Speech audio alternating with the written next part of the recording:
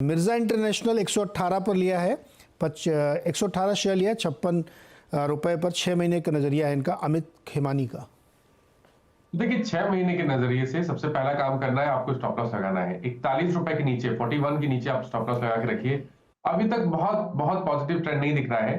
हालांकि क्योंकि एक सपोर्ट है 45 से लेकर 41 की रेंज में, मेरे ख्याल से करीब 4 से 5 सपोर्ट है। तो इसीलिए मैं बोल रहा हूँ कि 41 के स्टॉप लॉस से आप अपनी पोजीशन को होल्ड कर सकते हैं। देखिए पॉजिटिव तब होगा जब 54 के ऊपर की कोई क्लोजिंग देखने को मिलेगी। अगर 54 के ऊपर निकला, उसके ऊपर की क्लोजिंग देखने को मिले, तब तो आपको उसके बाद रैली में आपको शायद 65-70 तक के भाव देखने को मिल जाएंगे। बट अभी के लिए केवल स्टॉप लॉस लगा के आप पोजीशन को होल्ड कर सकते हैं। ओके, महेंद्र जैन ने सफारी इंडस्ट्रीज के 500 शेयर लिए हैं 2000 के प्राइस पे। शॉर्ट टर्म का इन्वेस्टमेंट है। इन्वेस्टमेंट कैसे होगा शॉर्ट टर्म के लिए? शॉर्ट टर्म का ट्रेड लिया आपने, कुछ दिन का, कुछ एक आध महीने का हो सकता है आपका। क्या करना चाहिए? सफारी में बड़ी तेजी तो बनी थी सफारी इंडस्ट्रीज में। पहली चीज तो ये ट्रेडिंग स्टॉक है नहीं। आपका नजरिया थोड़ा सा बड़ा है। अगर आप 2 से 3 मंथ का भी नजरिया लेके चलें तो आप स्टॉक में बने रह सकते हैं। नीचे की तरफ 1835 पे एक स्ट्रॉन्ग सपोर्ट है। जब तक उस 1835 से 1800, क्योंकि 1800 200 मूविंग एवरेज भी है, तो 1800 का लेवल ध्यान रखिए। जब तक उसके ऊपर ट्रेड कर रहा है, अपनी अपनी पोजीशन में बने रहिए। एक बार 2125 के ऊपर निकलेगा, तब तो आपको 2350 2375 तक के स्तर भी देखने को मिल जाएंगे। ओके, केतुल पटेल ने नेटको फार्मा लिया है 1024 पे 35 शेयर, और ये कह रहे हैं कि इसमें फ्लैग एंड पोल बन रहा है क्या चार्ट पे? ब्रेकआउट के लिए वेट करें क्या? देखिए ब्रेकआउट तो वीकली चार्ट पे ऑलरेडी हमने, मंथली चार्ट पे पिछले मंथ हमने देख लिया है। जब स्टॉक ने 930 रुपए का एक बहुत ही अहम आंकड़ा ब्रीच किया, उसके बाद जो टारगेट थे वो 1175 के आसपास आते थे, लेकिन 1100 के आसपास प्रॉफिट बुकिंग देखने को मिली है। उसके बाद भी अगर आप देखें तो 220 डे मूविंग एवरेज के नीचे स्टॉक नहीं फिसला है। तो अभी पोजीशन में बने रहिए। जो फ्लैग एंड पोल की बात कर रहे हैं आप, बिल्कुल सही है। पोल ऑलरेडी बन चुका है, फ्लैग पैटर्न का ब्रेकआउट बाकी है। अगर 1010 के ऊपर निकलेगा तो वो फ्लैग पैटर्न का ब्रेकआउट होगा, जिसके टारगेट वापस 1175 के आसपास आते हैं।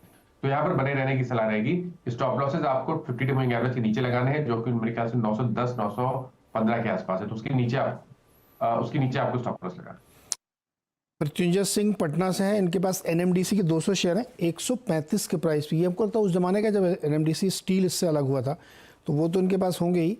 इसमें क्या करें? एनएमडीसी पे होल्ड करेंगे अभी? बिल्कुल होल्ड करना चाहिए। देखिए ये लॉन्ग टर्म चार्ट देखिए, तो लॉन्ग टर्म चार्ट में एक राउंडिंग बॉटम बना है, 180 के आसपास ब्रेकआउट देखने को मिला है, जिसके टारगेट 320 340 की रेंज में आते हैं। तो इन्वेस्टमेंट के हिसाब से तो बिल्कुल बने रहिए। नजरिया बड़ा रखिए, 6 से 8 महीने या उससे ज्यादा का नजरिया रखिए। तो टारगेट भी बड़े सेट करिए 340 रुपए के। और स्पेशली तब तक घबराने की जरूरत नहीं है जब तक 190 रुपए के ऊपर ट्रेड करता रहेगा। घबराने की जरूरत नहीं है, होल्ड करिए इसको। और इस बीच मार्केट तो रिकवरी तो नहीं कहेंगे, 750 पॉइंट अभी भी नीचे है मिड कैप इंडेक्स। बैंक लगभग उसी 400 पॉइंट के आसपास ऊपर बना हुआ है। सनी मेघानी जानना चाहते हैं स्नोमैन लॉजिस्टिक्स के बारे में। 400 शेयर्स हैं इनके पास 82 रुपये पे, और मोरपेन लैब्स के 900 शेयर हैं 54 रुपये पे। तो देखिए स्नोमैन के बारे में बात करते हैं। मेरे को मॉर्गन नहीं दिख रहा है, बट स्नोमैन ले लीजिए जी। तो देखिए स्नोमैन की जहां तक बात है, देखिए यहाँ पर 20 डे मूविंग एवरेज के नीचे स्टॉक फिसला है। आज 50 डे मूविंग एवरेज भी ब्रीच हो गए हैं। तो अगर ये ट्रेडिंग कॉल है तो कॉशियस रहिए। और अगर आप थोड़ा सा 3 से 4 हफ्ते का वेट कर सकते हैं तो 64 के नीचे स्टॉप लॉस लगाइए। वहीं पर 100 डे मूविंग एवरेज आता है, तो उसके नीचे फिसलेगा तो डेफिनेटली नेगेटिव हो जाएगा। मीडियम टू लॉन्ग टर्म के लिए तो कोई दिक्कत लगती नहीं है, वहां पर तो ट्रेंड अभी पॉजिटिव बना हुआ है। बट आपको, अगर आप ट्रेडर है तो आप 64 के नीचे स्टॉप लॉस जरूर लगाइए। ट्रेडर स्टॉप लॉस का 1 साल में डबल स्टॉक हो चुका है ये स्नोमैन लॉजिस्टिक्स का। रविंद्र ये जानना चाहते हैं क्या बीएचईएल को 1 साल के लिए होल्ड करें? बीएचईएल को 1 साल के लिए बिल्कुल होल्ड कर सकते हैं। क्योंकि बीएचईएल के जिस तरह के पैटर्न बन रहे हैं, और अभी से नहीं, अगर आप पिछले करीब 10-12 मंथ से देखिए तो पैटर्न तो बहुत पॉजिटिव बने हुए हैं। अब मेरे हिसाब से तो 340 रुपए के आसपास के टारगेट आप साल भर के लिए सेट कर सकते हैं। तो बड़े टारगेट है। हो सकता है उसके पहले कोई गिरावट देखने को मिले, करेक्शन देखने को मिले, क्योंकि ऑलरेडी स्टॉक चल चुका है। बट फिर भी बने रहिए। 190 रुपए के नीचे आपको स्टॉप लॉस लगाना है। टारगेट बड़े सेट करिए 340 रुपए के। कि स्क्रीन पे राइट हैंड साइड पे आपको एक विजुअल्स दिख रहे होंगे प्रधानमंत्री मोदी के, जो पहली अंडर वाटर मेट्रो रेल का उद्घाटन उन्होंने किया है कैलकाटा के पास, कोलकाता में। हुबली रिवर के नीचे से जाती है, 520 मीटर की एक टनल बनाई गई है, उसके नीचे से पास होगी और हावड़ा और कोलकाता को जोड़ती है। तो उसका उद्घाटन आज उन्होंने किया अभी, और मेरे ख्याल में ये उसके इंजीनियर्स वगैरह जो काम करते वो लोग होंगे, और ट्रेन में बहुत सारे स्कूल के बच्चे भी बैठे थे जिनके साथ उन्होंने ये यात्रा की। तो ये भी अपने आप में इंजीनियरिंग मार्वल है। इस समय देश में बहुत सारी ऐसी चीज़ें हो रही हैं जो इंजीनियरिंग के लिहाज से बहुत कमाल की हैं। जैसे मुंबई में भी अभी आप देखिएगा, शायद नेक्स्ट वीक कोस्टल रोड का जब उद्घाटन होगा तो उसमें भी 2 टनल बनी जो समंदर के नीचे से जाती हैं। वो टनल के थ्रू आप बाई कार या अपने व्हीकल से आप जा सकते हैं।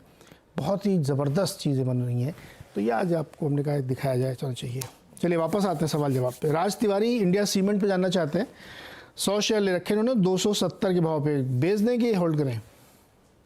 बेच देना बेहतर रहेगा, क्योंकि यहाँ पर ट्रेंड निगेटिव है, लोअर टॉप लोअर बॉटम बन रहे हैं। और अगर आप बने रहना चाहते हैं तो एक बहुत ही पास में स्टॉप लॉस लगा के रखिए। 219 रुपए का स्टॉप लॉस लगाइए, उसके नीचे चाहे तो निकल जाइए। 200 मूविंग एवरेज के नीचे ट्रेड कर रहा है और लोअर टॉप लोअर बॉटम 400 बन रहा है। अच्छा, टाटा पावर का 15 महीने का टारगेट जानना है नीतू कपूर को, 291 पे लिया इन्होंने। तो देखिए, टाटा पावर के पैटर्न की बात करें मीडियम टू लॉन्ग टर्म के हिसाब से तो बहुत पॉजिटिव है। कंसोलिडेशन जरूर दिख रहा है पिछले करीब 3-4 हफ्ते से, लेकिन ट्रेंड बहुत पॉजिटिव है। अगर 6 से 8 महीने के टारगेट सेट करने होंगे तो वो करीब करीब 475 के हो सकते हैं। तो बिल्कुल बने रहिए और 50 डे मूविंग एवरेज पे ध्यान रखिए, उसके नीचे जाए तो आपको निकलना पड़ेगा। फिलहाल के लिए स्टॉप लॉस आपको 350 रुपए के नीचे लगाना है। ओके, जरा चोलामंडलम का चार्ट दिखाइए, चोलामंडलम इन्वेस्टमेंट का। पिंकू कुमार कह रहे हैं कि लगातार नीचे नीचे जा रहा है, ये कैसे किस पॉइंट पे एग्जिट करें? इन्होंने लिया है तो अब वो, हाँ ये बात तो सही है, गिर तो रहा है आज। हो सकता है कि एनबीएफसी पूरे दबाव में है तो इसमें भी उसका असर देखने को मिल रहा है, लेकिन इनके प्राइस से भी बहुत नीचे नहीं है। 1040 का इनका प्राइस है और 1028 पे भी है, ट्रेड कर रहा है। पेटीएम हुआ, फिर उसके बाद आईएफएल फाइनेंस हुआ, फिर अब जेएम फाइनेंशियल, तो तमाम एनबीएफसीज के ऊपर एक बहुत रेगुलेटरी इश्यूज हैं, तो दबाव आ रहा है और इसीलिए स्टॉक पे प्रेशर है। चोला में क्या करना चाहिए मानस जी? तो कभी भी कोई मौका मिले, कोई रिकवरी देखने को मिले तो चोला से निकलिए, क्योंकि देखिए स्ट्रक्चर तो 15 जनवरी से खराब हुआ है, लोअर टॉप लोअर बॉटम बनने लगे थे। स्टॉक हमने इंपॉर्टेंट मूविंग एवरेज के नीचे ट्रेड कर रहा है और अभी भी 200 मूविंग एवरेज के नीचे ट्रेड कर रहा है। वीकली चार्ट पे जाएंगे तो 50 वीक मूविंग एवरेज के नीचे ट्रेड कर रहा है। 950 रुपए तक के टारगेट्स पॉसिबल है। तो कभी कोई उछाल मिले तो यहाँ पर निकलने की कोशिश करिए। उछाल पर निकलिए इससे, और आपके प्राइस के आसपास ये तो कोई उछाल में तो निकल जाना चाहिए। एक और ट्रेड बहुत लोग पसंद करते हैं, ईशान शर्मा के थ्रू पूछ रहा हूँ मैं। ईशान शर्मा ने सवाल लिखा है, उनके पास 100 शेयर हैं जी एंटरटेनमेंट के, 165 पे लिए, 1 से 3 महीने में प्ले करना चाहते हैं। अभी क्या 150 रुपये के आसपास होगा मेरे ख्याल, ये 153 पे है। क्या जी में किसी प्रकार का ट्रेड बनता है क्या, कोई दिखता चार्ट पे आपको? देखिए, जब तक कोई बॉटम फॉर्मेशन ना देखने को मिले, कोई रिवर्सल के साइन ना देखने को मिले, तब तक स्टॉक में निवेश या ट्रेड नहीं करना चाहिए लॉन्ग साइड पे, क्योंकि lower top lower bottom chart पे बन रहे हैं। एक बहुत ही अहम सपोर्ट 170 के आसपास था स्टॉक, अब उसके नीचे भी कंफर्टेबली ट्रेड करने लगा है। उसको पैटर्न उस पैटर्न को देख के तो लग रहा है कि शायद यहाँ पर गिरावट बढ़ सकती है। 125 130 तक के भाव देखने को मिल सकते हैं। तो अभी कोई मौका नहीं खरीदारी करने का। अगर मौका होगा भी तो 20 डे मूविंग एवरेज के ऊपर होगा, जो इस टाइम के लिए 177 है। हाँ, जो खबरों में बहुत रहते हैं ना शेयर, हर दिन एक खबर आती है उसमें, उस पर थोड़ा सा मुश्किल है। मतलब मुझे नहीं लगता कि कोई भी दुनिया में उसका एनालिसिस कर सकता है कि जिसमें हर दिन एक नई खबर आ जाए। तो फिलहाल ऐसे शेयरों से आप लोग थोड़ा दूर रहें।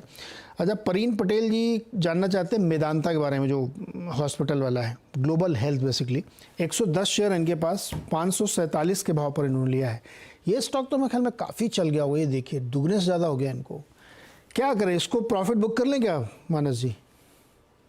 देखिए, मैं तो बोलूंगा एक बार प्रॉफिट बुक करिए, क्योंकि अगर आप मंथली चार्ट पे जाइए, पिछले मंथ स्टॉक ने एक इवनिंग स्टार पैटर्न बनाया है और बड़ी रैली के बाद बनाया है, तो उसको देख के लग रहा है। मानस जी की आवाज़ रुक गई, फ्रीज हो गई, तो वो ये कहना चाह रहे थे, उनकी बात ये थी कि प्रॉफिट कर लीजिए इसमें, चूँकि आप ऑलरेडी डबल से ज़्यादा में बैठे हुए हैं। और मंथली पैटर्न पे कुछ बताना चाह रहे थे, अगर जुड़ेंगे तो हम दोबारा पूछेंगे कि वो क्या चीज़ है, लेकिन प्रेशर में है, प्रेशर में रह सकता है आगे स्टॉक, और आप प्रॉफिट में तो प्रॉफिट बुक करना चाहिए। मार्केट का हाल तब तक आपको बता देते हैं इस समय फ्यूचर्स में क्या क्या चल रहा है। महानगर गैस में वो खबर थी, उसके बाद 14% स्टॉक नीचे है। एल&टी फाइनेंस होल्डिंग, एक और एनबीएफसी, 9% नीचे। आदित्य बिरला कैपिटल, एक और एनबीएफसी, 7% नीचे। मन्नापुरम फाइनेंस, अनदर वन, 7% नीचे। फिर गैस वाली दूसरी IGL 6% नीचे, बहुत प्रॉफिट बना रहे हैं ये लोग गैस वाली कंपनीज। मानस जी, गैस वाली कंपनीज बहुत प्रॉफिट बना रही हैं, IGL और MGL आज उस बयान के चक्कर में टूट गई सब। शॉर्ट का मौका है, लॉन्ग का? नहीं तो देखिए, शॉर्ट नहीं करना है, क्योंकि अगर हम कुछ स्टॉक की बात करें, स्पेशली IGL और MGL की बात करें, वहां पर लोअर लेवल पे सपोर्ट है, कंसोलिडेशन दिख रहा है, तो मैं शॉर्ट करने के लिए नहीं बोलूंगा। आपके पास लॉन्ग पोजीशन है तो मैं दोनों स्टॉक के बारे में बता देता हूँ। IGL में आपको स्टॉप लॉस 410 रुपए के नीचे लगाना है, और MGL के केस में आपका जो स्टॉप लॉस होगा वो अब 100 मूविंग एवरेज के नीचे होगा, 1300 रुपए के नीचे। लेकिन इस गिरावट पे खरीदारी करने की भूल ना करें, क्योंकि ऊपर की तरफ से सेलिंग प्रेशर देखने को मिला है, और सेलिंग प्रेशर में वॉल्यूम्स भी काफी ज्यादा है। तो अगर आपके पास लॉन्ग पोजीशन रह गई तो मैंने दोनों स्टॉप लॉस बताए हैं, वो ध्यान रखिए। मानस जी, पिरामल एंटरप्राइजेज और UPL, इनमें एंट्री प्राइस क्या होगा जहां पे ट्रेड लॉन्ग साइड में इनिशिएट किया जा सकता है? तो देखिए, पिरामिल एंटरप्राइजेस के केस में 980 रुपए के ऊपर ही आप खरीदारी करें। आपके पास लॉन्ग पोजीशन है तो स्टॉप लॉस 840 रुपए के रहेंगे। UPL में अगर आपके पास लॉन्ग पोजीशन है तो 440 के नीचे स्टॉप लॉस लगा के रखिए, और खरीदारी के मौके तभी होंगे जब स्टॉक में ब्रेकआउट 510 रुपए के ऊपर देखने को मिले। 510 के ऊपर UPL बहुत कमज़ोर हो गया है, 450 के आसपास गया है। इंडेक्स का स्टॉक था, अब इंडेक्स से बाहर हो गया है, और गिरते गिरते गिरते गिरते ये आधे से भी नीचे आ गया है। एक हाल की लिस्टिंग है इस पर, अगर आप चार्ट पे आपको मिले, SBFC फाइनेंस, बहुत पुरानी लिस्टिंग नहीं, चार्ट पे मिलेगा क्या? नहीं, मैं नहीं देख पा रहा हूँ। SBFC, ओके, नहीं, छोड़ दीजिए, SBFC नहीं मिल रहा है तो कोई उसमें ज़रूरत नहीं है उसकी बहुत ज़्यादा, क्योंकि बहुत जो छोटे होते हैं ना उसमें बहुत दिक्कत नहीं होती है चार्ट उसमें मिलता नहीं है। अच्छा, इस पे बताइए सर, दीपक फर्टिलाइजर को करंट लेवल पे कुछ किया जा सकता भाई वगैरह? नहीं, बिल्कुल भी नहीं करनी है। देखिए, स्टॉक में ट्रेंड निगेटिव है, लोअर टॉप लोअर बॉटम बन रहे हैं, 20 मूविंग एवरेज के नीचे ट्रेड करा। 2 बार अटेम्प्ट किए पिछले 10 दिनों में स्टॉक ने 20 मूविंग एवरेज को रीगेन करने के लिए, लेकिन दोनों बार वो फेल हुआ है। तो अब आपको वेट करना पड़ेगा, 540 के ऊपर निकलेगा स्टॉक तभी खरीदारी करें, उससे पहले खरीदारी ना करें। माना जी, बीच बीच में लोग मस्ती भरे सवाल भी करते हैं। तरुण गगनाली ने मस्ती भरा सवाल किया है, TCS 10,000 रुपये कब होगा? मेरे पास 500 शेयर है बताइए। नहीं तो देखिए, ये तो कहना थोड़ा मुश्किल है लेकिन मैं आपको ट्रेंड बता देता हूँ। ट्रेंड तो बहुत पॉजिटिव है। अगर हम लॉन्ग टर्म चार्ट पे देखें तो अभी स्टॉक ने कुछ टाइम पहले ही 2022 के हाईज को ब्रीच किया है, कंसोलिडेशन दिख रहा है, और IT स्पेस में अगर कहीं पर जो हैवी वेट्स है उनमें निवेश करके रखना है आने वाले 1 साल के लिए, तो वो डेफिनेटली TCS होगा ही होगा। तो ये स्टॉक में हर गिरावट पे खरीदारी करनी चाहिए। अगर 1 साल के हिसाब से चले तो जो टारगेट होंगे वो 4700 के आसपास के रहेंगे। अच्छा, अदर देन TCS मानस जी, अगर आपको डिस्काउंट देना है कि साहब चुनाव है, फेड के रेट का पता नहीं क्या होगा, आगे जाते हुए एक बजट भी आएगा जुलाई में, बहुत सारे बड़े बड़े इवेंट हैं जो जिसकी डिस्काउंटिंग लेते हुए अगर आपको दिवाली तक के लिए कोई एक इन्वेस्टमेंट का आइडिया निकालना हो तो क्या होगा वो, अगर है तो? अच्छा, तो आप किसी भी स्पेस में दे सकता हूँ, राइट? हाँ, क्योंकि जो भी आपको लगता है ये सबसे सेफ बढ़िया स्टॉक है, ये सारे इवेंट को झेल भी सकता है ये। जी, तो देखिए, पहले तो स्पेस की बात कर लें। मेरे ख्याल से ऑटो एक ऐसा स्पेस है जहां अभी भी बहुत पोटेंशियल लगता है, और मेरे ख्याल से बजट आने के बाद भी ये स्टॉक दौड़ेगा जरूर, ये सेक्टर जरूर दौड़ेगा। एक स्टॉक इस क्षेत्र में लेना होगा, तो मेरे ख्याल से बजाज ऑटो एक ऐसा स्टॉक होगा जहां पर अभी भी आप खरीदारी कर सकते हैं। अगर स्टॉक 2 व्हीलर स्पेस में होगा तो बजाज ऑटो होगा, और अगर 4 व्हीलर स्पेस में होगा तो वो अब मारुति रहेगा, जहां पर पोटेंशियल बहुत लगता है। तो बजाज ऑटो में अगर हमें 6 से 8 महीने के टाइम फ्रेम के हिसाब से टारगेट सेट करने होंगे, तो मैंने पहले भी अभी थोड़ी देर पहले बताया है, 9,700 रुपए तक के टारगेट पॉसिबल हैं। और अगर हम मारुति की बात करें और 6 से 8 महीने की बात करें, तो यहाँ पर आपको करीब 12,600 12,700 तक के टारगेट्स देखने को मिल सकते हैं। तो ये दोनों स्टॉक है, और ये स्पेस ऐसा है जहां पर शायद बजट के बाद भी आपको मूव देखने को मिल जाएगा ऊपर के साइड। ओके, इसमें मारुति में एक दुविधा दूर करिए। 5 साल का अगर चार्ट देखेंगे तो उसमें ज़्यादा से ज़्यादा 15-20% का रिटर्न है आज की तारीख, जबकि इतना चल गया है। नीचे से देखेंगे तो स्टॉक ने बहुत बढ़िया रिटर्न दिया है। कैसे इसको क्या क्या बेस मान के चलें कि नीचे से चल गया इसलिए घबराना है या नहीं? अभी तो कहाँ 5 साल का एवरेज देखो 15% चला है ये। तो देखिए, दूसरी तरह से देखिए, 2018 के हाईज थे 10,000 के आसपास मारुति में। उसके बाद डिप देखने को मिला था, 4,000 तक स्टॉक गया, और अब 10,000 के ऊपर निकला है। तो आपको अगर बेस बनाना है तो 10,000 के आसपास बनाना है। तो अभी तो मेरे ख्याल से बहुत बड़ी रैली हुई नहीं है। तो स्टॉक में अगर हम पोटेंशियल की बात करें आने वाले 2 साल के लिए, 1.5 से 2 साल के लिए, तो आप उम्मीद कर सकते हैं कि यहाँ पर आपको करीब-करीब 2,500 3,000 पॉइंट की रैली भी देखने को मिल जाएगी। तो बहुत पॉजिटिव है चार्ट्स, बिल्कुल यहाँ पर निवेश करना चाहिए, हर गिरावट पे खरीदारी करनी चाहिए। हर गिरावट में खरीदारी करें, लॉन्ग टर्म एवरेज देखेंगे तो अभी 10% ही चला हुआ। इसलिए मैंने कहा ये मन में आपके ज़रूर आएगा सवाल, तो ये मैं पहले ही क्लियर कर लेता हूँ। आखिरी सवाल, REC और PFC 2 स्टॉक हैं जिसमें एक रिपोर्ट आई है आज। वो रिपोर्ट बड़ी मज़ेदार है। उनका मानना है कि कामकाज दोनों बढ़िया चल रहा है और पावर सेक्टर में बहुत कुछ हो रहा है, इसलिए फंडामेंटली स्ट्रांग है, आगे जाते हुए चीज़ें होंगी। लेकिन REC पे उतना बुलिश नहीं है, वो PFC पे ज़्यादा है। आपको चार्ट पे दोनों में कौन अच्छा लगता है? हालांकि आज दोनों स्टॉक मजबूत हैं। तो देखिए दोनों एक ही जैसे चलते हैं, मतलब अगर आप पूरी हिस्ट्री देख लीजिए तो दोनों स्टॉक एक जैसे ही परफॉर्म करते हैं। तो यहाँ पे ये चूज करना कि REC बेहतर है या PFC बेहतर है, मुश्किल है, आपकी चॉइस के ऊपर डिपेंड करता है। लेकिन अगर हम दोनों स्टॉक के ट्रेंड की बात करें तो दोनों स्टॉक के ट्रेंड बहुत पॉजिटिव है और मैं भी बहुत बुलिश हूँ। अगर आने वाले 3 से 6 महीने की बात करें तो मेरे ख्याल से REC में आपको 610 तक के भाव देखने को मिल सकते हैं और PFC की बात करें तो यहाँ पर आपको 530 540 तक के भाव देखने को मिल सकते हैं। तो दोनों का ट्रेंड पॉजिटिव है, दोनों स्टॉक में आप निवेश कर सकते हैं, लेकिन 6 से 8 महीने का टाइम फ्रेम रखना पड़ेगा। बता दें कि मनी कंट्रोल पर दिए गए विचार एक्सपर्ट्स के अपने निजी विचार होते हैं। वेबसाइट या मैनेजमेंट इसके लिए उत्तरदायी नहीं है। यूजर्स को मनी कंट्रोल की सलाह है कि कोई भी निवेश निर्णय लेने से पहले सर्टिफाइड एक्सपर्ट की सलाह लें।